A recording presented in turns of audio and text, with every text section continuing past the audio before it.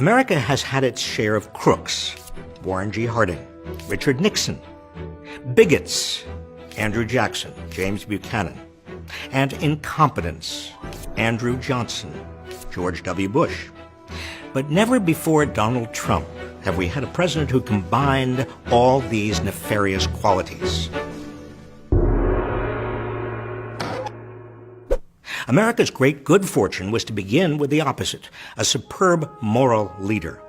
By June of 1775, when Congress appointed George Washington to command the nation's army, he had already become a moral rallying post, as his biographer Douglas Southall Freeman described him. He was the embodiment of the purpose, the patience, and the determination necessary for the triumph of the revolutionary cause. Washington won the war and then led the fledgling nation by directness, by deference, and by manifest dedication to duty. A president's most fundamental legal and moral responsibility is to uphold and protect our system of government.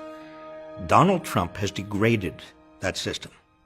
When he threatens to loosen federal libel laws so he can sue news organizations that are critical of him and revoke licenses of networks critical of him. We can sue them and win lots of money.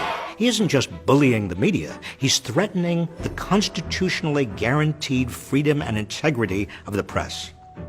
When he equated neo-Nazis and Ku Klux Klan members with counter-demonstrators in Charlottesville, Virginia, by blaming both sides for the violence, he wasn't being neutral. He was condoning white supremacists, thereby undermining the Constitution's guarantee of equal rights. When he pardoned Joe Arpaio, the former sheriff of Maricopa County, Arizona, for a criminal contempt conviction, he wasn't just signaling it's okay for the police to engage in violations of civil rights. He was also subverting the rule of law by impairing the judiciary's power to force public officials to abide by court decisions. When he criticized NFL players for kneeling during the national anthem, that's a total disrespect of everything that we stand for. He wasn't just demanding they demonstrate their patriotism. He was disrespecting their, and indirectly everyone's, freedom of speech. When he berates the intelligence agencies and the Federal Bureau of Investigation, he isn't just questioning their competence. Well, it's a shame what's happened with the FBI. He's suggesting they're engaged in a giant conspiracy to remove him from office, potentially inviting his most ardent supporters to engage in a new civil war.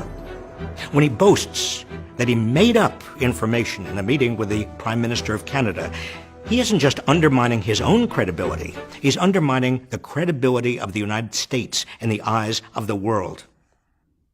Donald Trump is degrading the core institutions and values of our democracy.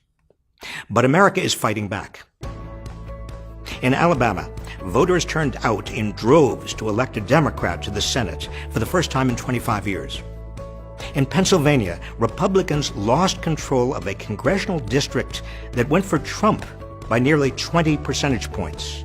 Since Trump took office, Democrats have flipped 39 Republican-held state legislative seats. The 2018 midterm elections are approaching. It's up to all of us to keep up the momentum.